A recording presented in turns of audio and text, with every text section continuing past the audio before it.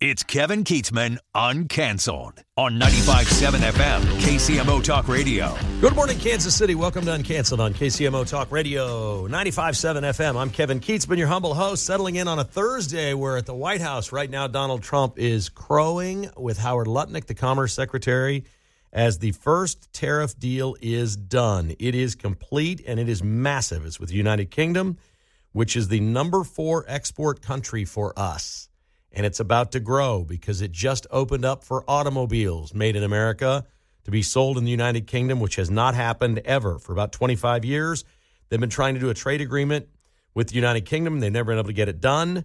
We don't sell cars in the United Kingdom, and it has been unbalanced trade for a long, long time. And now it is open to the United States for cars, steel, aluminum, ethanol, beef, machinery, and agriculture. All will be sold now in the United Kingdom.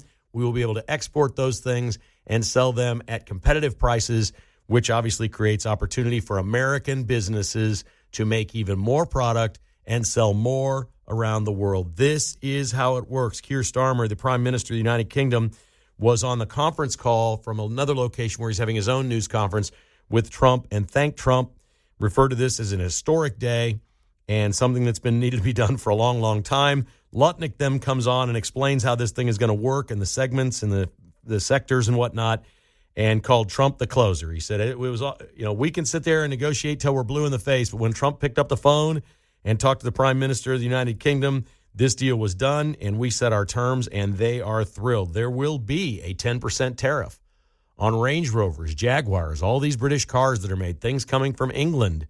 The United Kingdom will have 10% tariffs on it that will go straight to our government.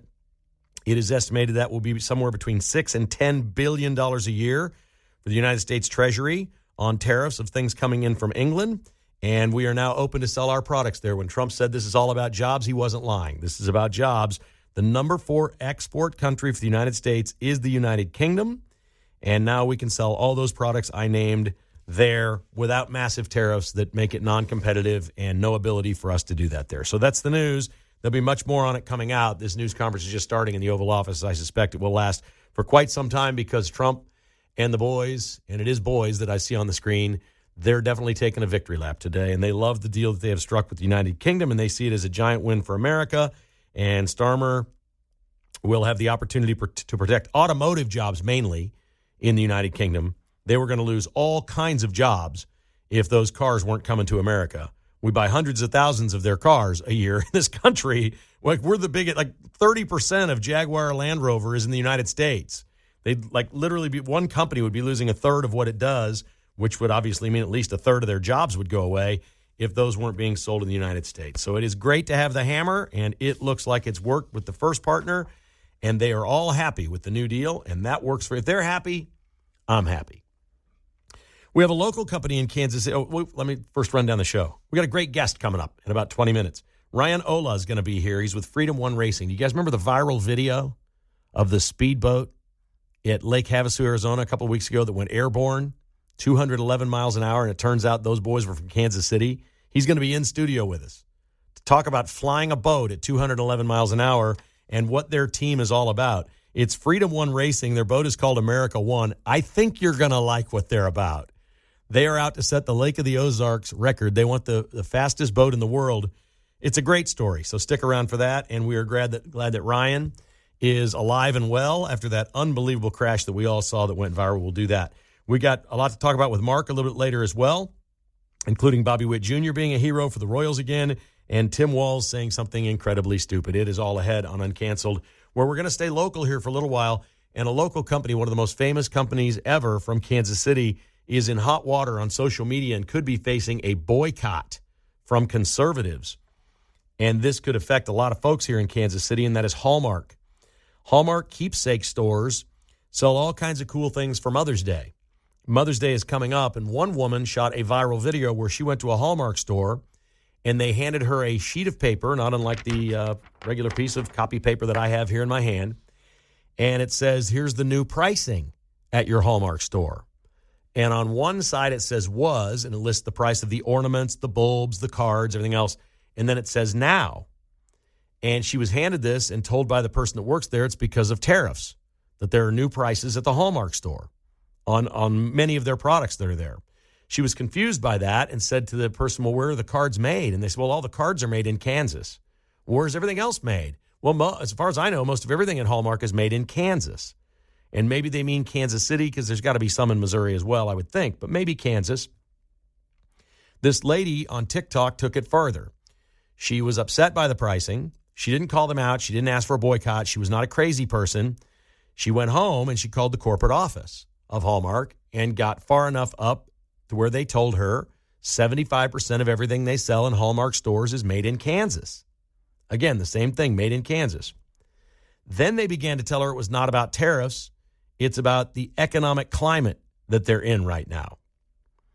And this is a Hallmark problem. This is not a tariff problem. This is not a Trump problem. This is not a conservative or liberal problem. This is a Hallmark problem. All right, they've blown it here by handing a sheet out to customers saying it was this price and now it's this price, which is higher, and having people in the stores say it's because of tariffs. You're asking for it. So it's been found out, and Hallmark's put a statement out now that they have select products from their gift and ornament collections that they attribute the higher prices now to economic climate and uncertainties. This is a huge gaffe. All Hallmark had to do was raise their prices. And don't say a word. Just remark them. Put them on the floor. If people buy them, they buy them. If they don't, they don't. If people go on and say, wow, this ornament that I was getting my mom for Mother's Day or something was $2 more expensive than last year, then so be it. What in the world were you thinking telling your customers it was because of tariffs? And now releasing a statement that it's the economic climate. Hallmark, you're shooting yourself in the foot, man. You're a great company. We love you. We love the jobs. We love the identity of being Kansas City and the identity of your company and what it has stood for so many years and the great things it's done in this town. We love Hallmark. Who did this? Who's the Bud Light lady in the corporate office at Hallmark that made this decision? This is one of the worst business decisions you will ever see in Kansas City. And it's not just Kansas City. This is a global company. If they were handing these things out all over the country, in every store, and for all of their customers and blaming it on tariffs, they are asking for it. There have been 4 million people watch this lady's video on TikTok. And the ladies, look, I'm not a Hallmark shopper. I'm not their target audience. The ladies ain't happy with Hallmark right now, especially the MAGA ladies. Ladies for Trump are not happy. They're mad. They see this as political. And Hallmark is backtracking, saying it's not political. It's the economic climate. We will keep our eye on this story in the coming days and weeks, but Hallmark has dug itself quite a hole here. This user said this is COVID all over again because the user was saying during COVID, they used that as an excuse to raise prices and gouge us. And that's what's going on. That Hallmark, her opinion was, she said, I'm not for either side. I don't know. I'm just telling you, I'm just reporting what they've told me, but this feels like COVID all over again. They're gouging us because they can. That was generally speaking the feeling, and most people online and what they're doing. So we'll see what happens here with Hallmark Corporation. Crazy. A couple of other local stories. Sandstone, Azura Amphitheater. People have all been to concerts there or done something there. New story out today. They have $1 million in improvements. They poured some new concrete sidewalks, steps. The pit down in front of the stage has all new concrete.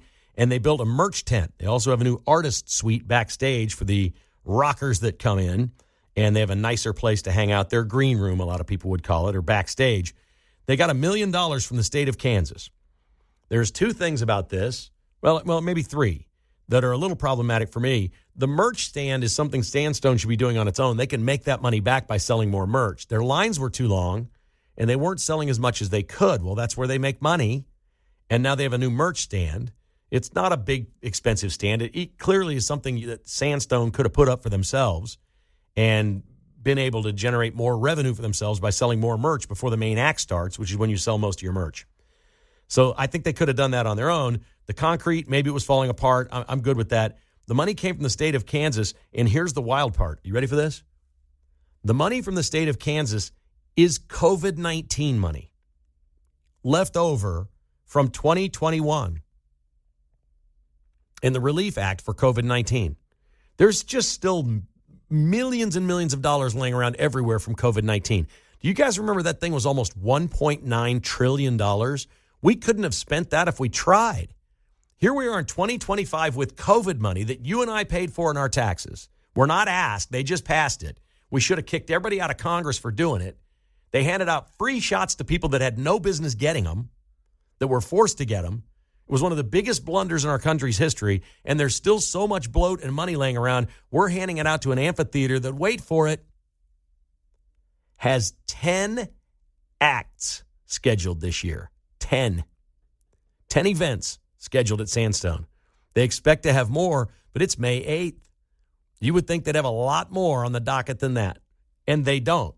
$1 million of COVID money to an amphitheater in Bonner Springs that has 10 events planned this year. And we're going to listen to people complain about DOGE and cutting government waste and spending. I'm not. I have no time for anybody complaining. Mayor Cleaver is going to have an event on Saturday at the World War I Museum. He's going to have another one. He's going to go all musty moo-moo on you. I'm telling you. Mustard moo-moo-moo. It's going to happen. He's going to do it. Mayor Cleaver is calling this a protest.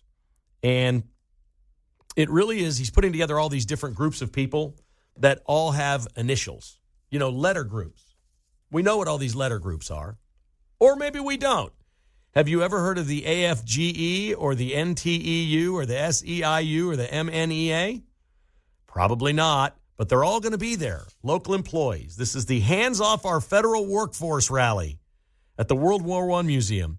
Folks, this is an anti-Doge rally. This is an anti-Elon Musk rally. It's an anti-Trump rally. Hands off our federal workforce. Well, the worst estimates are we could lose 6,000 jobs in the Kansas City area due to federal layoffs. That's the worst case scenario. I just read today in DeSoto, a tiny little town where most of you have never been. It's not that far from where I live, but most people think it's a gas station on the way to Lawrence from Kansas City. They've got the Panasonic plant coming. Well, Merck Animal Health just announced they're spending $1 billion more, 2,500 construction jobs, and up to 300 permanent jobs in their new facility they're building in little old DeSoto. We're adding jobs. That's private business. Let Trump do his thing. You crazy Democrats, stand down for a year or two, will you? If this isn't working, if people aren't getting jobs, if the economy's not better than it's been, we'll listen to this all day long. But Mayor Cleaver having a rally, hands off our federal workforce, I'm embarrassed for you. I'm embarrassed for you. We're still giving away COVID money. Representative Cleaver, we're still handing out COVID money to places like amphitheaters to bring in Country Stampede. It's all just such insanity. 913-408-7957. If you'd like to join us, give me a shout. Have you been to a Hallmark store? I'd love to hear from somebody that went in. Did you see one of these sheets? What do you think? And are they in trouble? 913-408-7957 for Uncanceled on KCMO. All right, we're back. Coming up in just a few minutes, Ryan Olah will join us from Freedom One Racing. And he's a boat tech for that boat that we all saw go viral. Millions of people watched in Arizona a couple weeks ago. 211 miles an hour. It went airborne, and the crew walked away. Pretty amazing. They raised about $20,000 for charity that day. It is a charitable endeavor, and they set out to set the record at the Lake of the Ozarks, and now they're just winning speedboat races all over the country. They'll be racing again in June in Texas. We'll talk to Ryan about that experience and how a crew walks away from something like that on a speedboat. Pretty darn amazing. If you did not catch earlier today Pete Mundo's interview with Mayor Q, I would strongly encourage you to go to KCMOTalkRadio.com and the podcast page for Mundo in the Morning and listen to that, or wherever you listen to podcasts. It was a tremendous interview, and I used to have a rule covering sports. I said, I don't feel bad for people in sports. I just don't. We all know what it's like to win and lose, and you don't feel bad, and you can't get involved in this and feel terrible that a team's on a losing streak or feel bad for them. You just had to learn a way to just kind of cope with it all when things went. You'd see a lot of bad things to a lot of bad people in sports. Well, it's the same way in life, but nobody ever feels bad for anyone in the media or anyone in Congress or a lawyer, politicians. We just don't. We don't have that in us. So I'm the last person to tell you that I would ever feel bad for Mayor Lucas. But I'll tell you what, if you listen to that interview, and you must listen to it if you didn't hear it, that is as frustrated as I've ever heard him. He didn't sound dangerous. He doesn't sound like he's going to fly off the handle. But when he said, I've got 99 problems and Joe Biden ain't one of them, I mean, there's a drop for the ages right there. It really is. And he does have 99 problems. And we always talk about the presidency and the White House and the weight of the office. And yes, much of this is Mayor Q's own doing. But some of it really isn't. And I don't know what's going on with the restaurant owners. And I don't know what you do as a mayor. I don't know. I've met David Lopez at Manny's. He used to call my old radio show. Great guy. Is there a chance these are conservative restaurant owners that don't like their mayor or their taxes are too high and they're doing this? I don't know. To me, if you're a restaurant owner and you're going public that your place isn't very safe, you have to be on edge too. You got to be at wit's end because you're killing your own business. I don't think people are lining up to go to Manny's today after they went on TV and said it's pretty dangerous around here. Our customers are getting robbed. I'm not thinking about going there. Are you? Pete was talking about that, the voice thing in the parking lot today across from Tom's. I've never been to Tom's. Pete says it's a nice place. It sounds great. I ain't going. If the parking lot across the street has a machine shouting at me that I'm under surveillance, it's telling me I shouldn't be there. Don't go there. That becomes Mayor Q's problem. And I think really that's what's getting him down right now. I think he knows what's happened with his police force. I think he knows morale can't be good. I made a comment on my podcast earlier today. It seems to me, and it's just only because these things are such high-profile deals, it seems to me that we arrest and convict more police officers in Kansas City, Missouri than we do criminals. That's just what it feels like to me. Like they'd rather go after the cops for being the bad guy than going after the bad guys. Just one man's opinion. I'm not an expert on Kansas City, Missouri. Pete is so on this. He's the guy to listen to on all of it. He really, truly is. But I heard a frustrated mayor, and for a fleeting moment there, I felt bad for him. I felt sorry for him. I thought he doesn't really know what to do. It did not sound like he had a plan. It sounded like he felt like between the city manager thing, Jackson County, the ballparks being high profile, the police officers, the crime that's occurring, the global stories that were a Mad Max hellhole of a city, the video of an officer getting run over by an ATV, all these things happening in a matter of weeks, it must feel like everything's closing in around him. I don't want that feeling in my life. It's hard enough for us just to run our own homes. Having families, children, loved ones, whatever it may be, and that's stressful enough for most people. And I can't give you any historical references to how hard it was at one time or another for a mayor, but I've lived here my whole life, and I don't remember a Kansas City, Missouri mayor with this much on his hands at one point. It's a full plate, and it can't be a comfortable situation for him. And my overarching takeaway from that interview, and again, if you did not hear it, you must go listen to it, is not completely the substance of it all, of which there was much. It was that this man sounds like he's on the edge. And maybe just a little bit he doesn't know what to do. Or maybe it's not that he doesn't know what to do. It's I don't know which thing to attack first.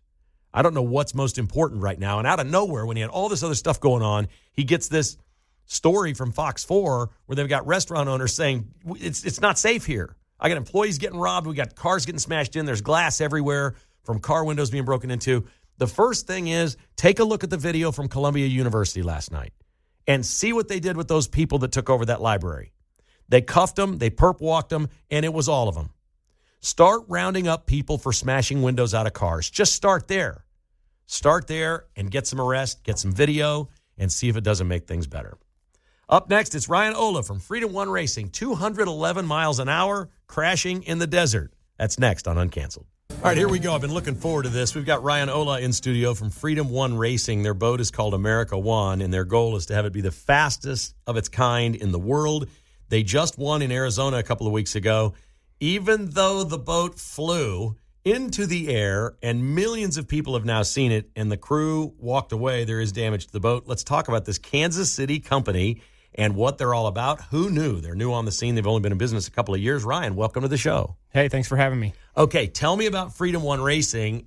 First, how you started, then we'll get into the crash. This has only been going on for a couple of years, and you're doing this for charity. Is that correct? That is correct. So Freedom One Racing was basically started with a bunch of guys having some talks about The Spirit of Qatar boat set the record at Lake of the Ozarks shootout a couple years ago, actually quite a few years ago. And everyone that's been going to the shootout ever since has always, kind of talked about, hey, it'd be nice to have, American team that holds the record. So some people got together and kind of made it happen, and it's just progressed since there. So we've actually built the boat for the last 2 years, debuted it last year at Lake of the Ozarks. And the whole basically reason for the team and doing what we're doing is to set records, build a fast boat that is one of a kind, and then raise money for charity the whole time we're doing it. Okay, let's get this part out of the way first. This is an extremely expensive sport. The boat's extremely expensive. It's costly to travel. A bunch of you go the whole thing. The first thing I'm looking at is how do they make money for charity doing this? The person basically that pays for all this wants to remain anonymous. Is that correct? That is correct. So it's a privately funded operation on the boat side. We have a private funder that literally pays for the boat, the maintenance, any repairs, and obviously, this go around a lot of major repairs. So nothing we bring in actually goes to pay to operate the boat. It is just, it's just part of our program. So basically the private funder teamed up with Freedom One Racing to give us the boat and have, a means to raise money for charity.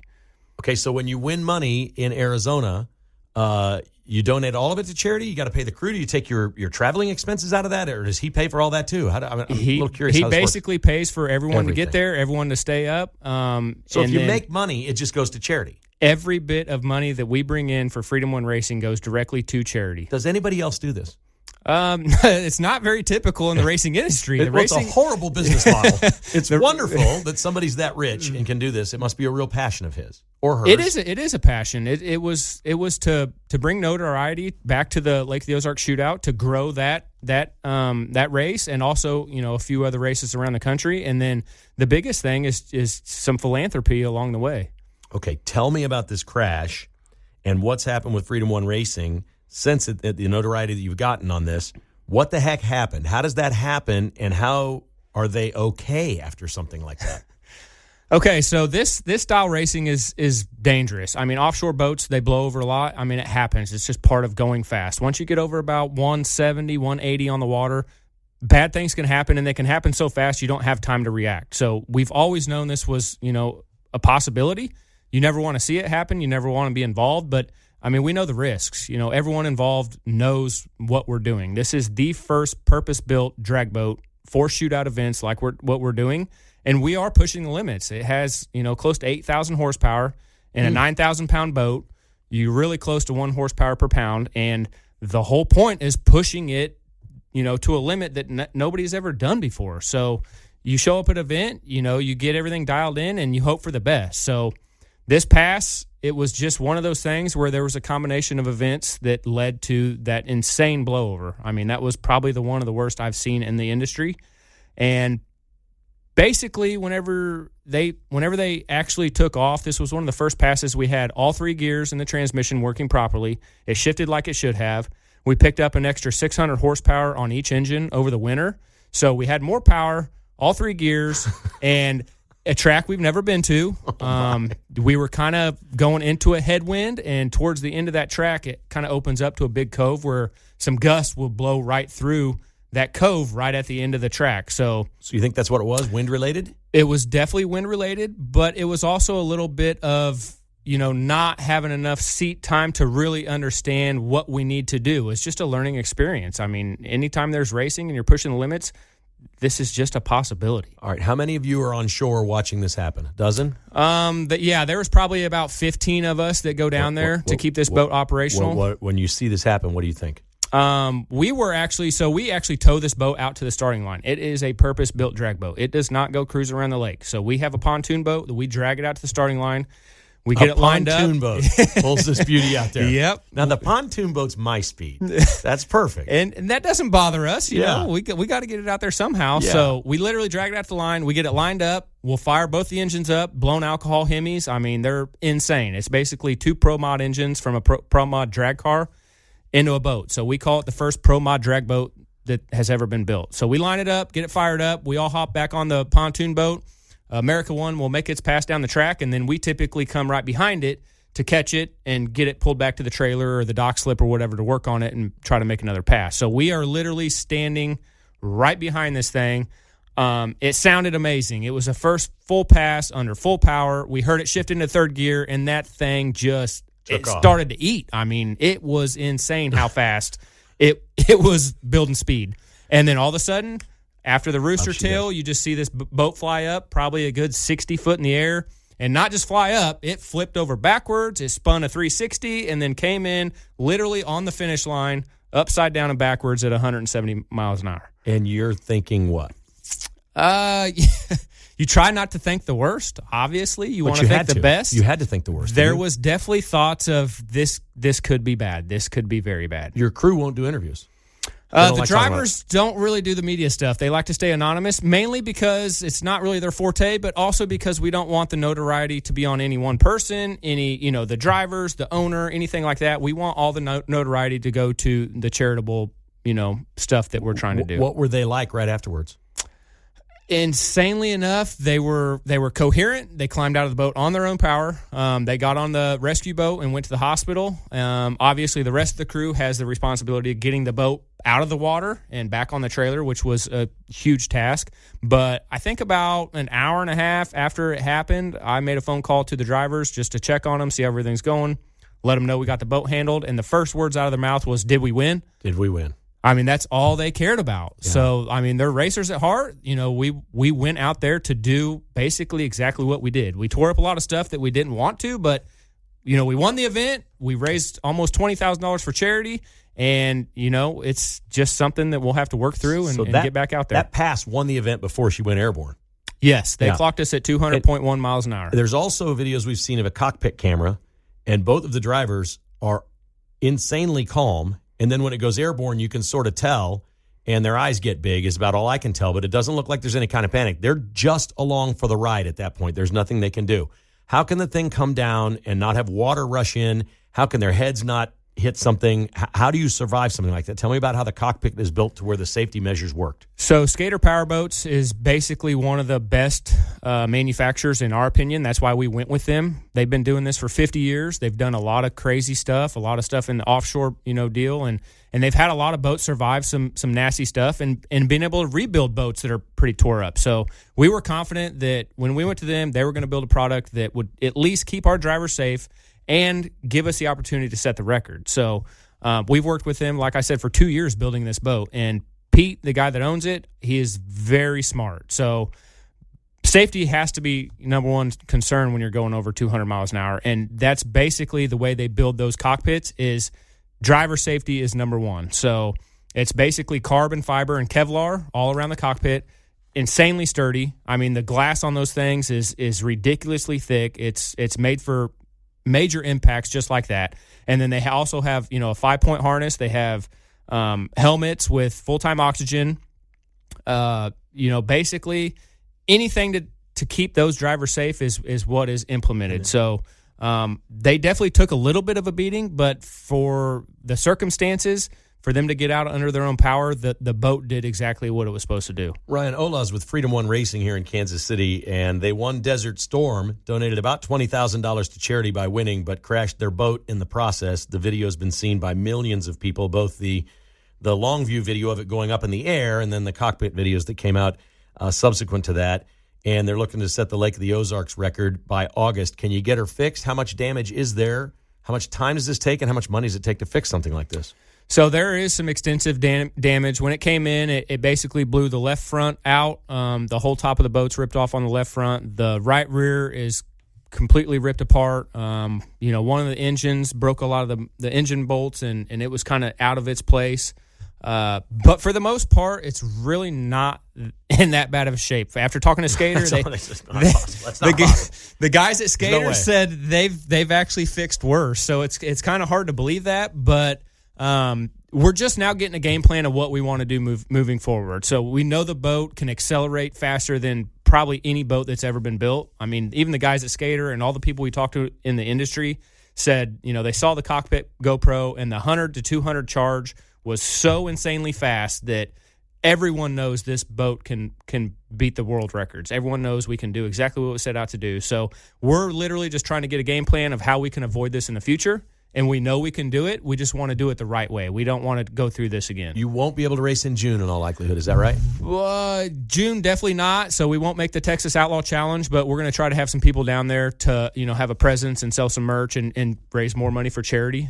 We are trying to push for Lake of the Ozarks at the end of this year, but we just don't know yet. I mean, we've got a little bit of time to work through some things and figure it out. You guys look all red, white, and blue to me, okay? And I got to get some of the merch, and you can get it on the way. Freedom1Racing.com is the place to go. Merch will be there soon. Yes, on the website. We're hoping to have merch up next week. We are literally taking product pictures and getting everything dialed in, and hopefully that's all up next week. And then obviously working on some new designs with the boat flipping around and flying and some good catchphrases. Oh, nice. I like that. So you ought to be able to sell a little bit of that. I'm going to have that. That seems like great pool wear or lake wear to me this summer. Yes. With maybe my, Trump hat on, a bush light in my hand, whatever I got. That's kind of what the Lake of the Ozarks is, isn't it? Yeah, we won't complain about that one bit. I mean, we're blue collar people through and through. I mean, we're not a bunch of people that doesn't do this. We work for a living. We all volunteer our time, and I mean that's what we love. You have a machine shop? Is that what you do? What's your business? So there's a lot of different people involved. I'm actually in the kind of the steel business. We do decorative metal and stuff like that. And then there's a couple guys that are in the racing industry.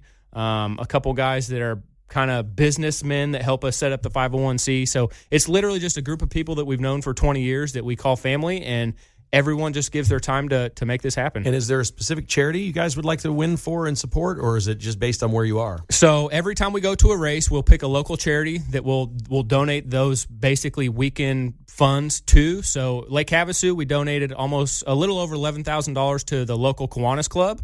And then our $7,500 winnings, we donated right back to the Desert Storm charity that they already had picked out. The actual event itself. So local, whenever we're not racing, we like St. Jude's and Wounded Warriors. Those are the two main ones that we raise funds for. All right. And you used to race. I did used to race. I had some sprint cars and drag cars. How many kids do you have now? I have 2 boys. And so you don't race, right?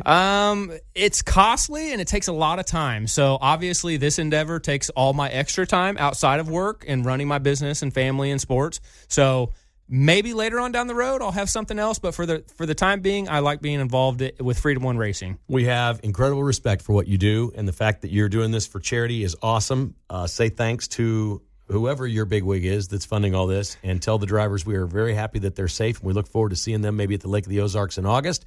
And go win one. We'll check back in with you then. How's that sound? That sounds great. Thank you for having us. He's Ryan Olah. It's freedom1racing.com for the website. And their boat is called America One, and their goal is to be the fastest in the world. Really cool stuff from Ryan Olah. Man, that guy was just great. Ryan Olah from Freedom One Racing. Their website is freedom1racing.com. Man, they are red, white, and blue Lake of the Ozarks boys, and they like a lot of speed on their boat. Mark Van Sickle, it is time for you to join us here. Would you ride on America One? I mean, it would be a lot of fun. It looks like they came out of that thing safe. So if they have another, he listed out how safe they are, but I don't know if I could do it, man. What if he said it starts to get dicey once you hit about 170 or 175. What if they said, we're going to take you for a ride and top it out at 150? Okay, I think I'd do that. Because hearing him say that they know where it gets dicey. Yeah. You can kind of see it in that cockpit camera with the drivers. You can tell when it's starting to really go fast because now their eyes are kind of on swivels. They're like looking around at the gauges and stuff like, okay, here we go. This is the dangerous part. And then that thing went up in the air, and that is unbelievable. Those guys were not hurt. I don't know. I'd have to trust somebody that they wouldn't go faster than 150. That'd be hard to trust, wouldn't it? Yeah, that's true also. Better know them well or get something signed before you go do it. I'd be just a little bit worried about that. Did you see this? Tim Walz did an interview, and he's now saying that he thinks Donald Trump is going to get a military uniform and start wearing it because he's such a dictator. That he's going to be like Hitler or whatever and, start wearing this military stuff. He's a militant. And then he backed it off and said, well, I'm only half joking, half serious about this because all he's doing.